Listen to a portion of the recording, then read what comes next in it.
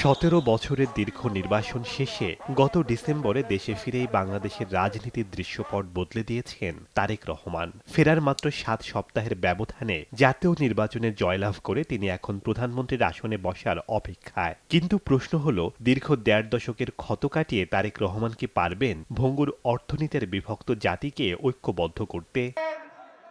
জানুয়ারিতে প্রভাবশালী সাময়িকী টাইমকে দেওয়া সাক্ষাৎকারে তিনি তার রূপরেখায় স্পষ্ট করেছেন, তার প্রথম লক্ষ্য আইনের শাসন প্রতিষ্ঠা এবং অর্থনৈতিক শৃঙ্খলা ফেরানো। জুলাইয়ের গণ অভ্যুত্থানে ১,৫০০-এর বেশি প্রাণের বিনিময়ে অর্জিত এই নতুন বাংলাদেশে তারেক রহমান এখন প্রতিশোধ নয়, ঐক্যের রাজনীতি ফেরাতে চান।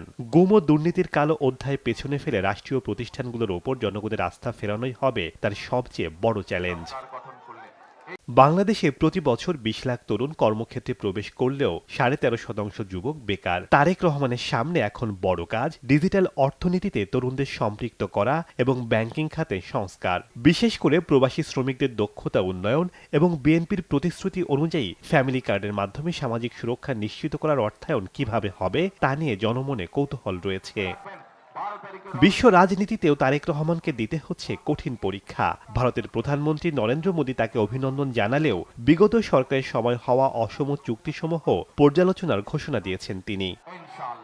অন্যদিকে সংসদে জামায়াতে ইসলামীর শক্তিশালী উপস্থিতি এবং এনসিপির প্রত্যাশা পূরণ করে ভারসাম্য বজায় রাখা তারেক রহমানের জন্য অ্যাসিড টেস্ট। বিশ্লেষকরা মনে করছেন, ১৭ কোটি মানুষের এই বদ্বীপকে যদি তিনি স্থিতিশীলতা অর্থনৈতিক সমৃদ্ধি দিতে পারেন, তবে দক্ষিণ এশিয়া ছাড়িয়ে আন্তর্জাতিক অঙ্গনেও তিনি একজন প্রভাবশালী নেতা হিসেবে আবির্ভূত হবেন।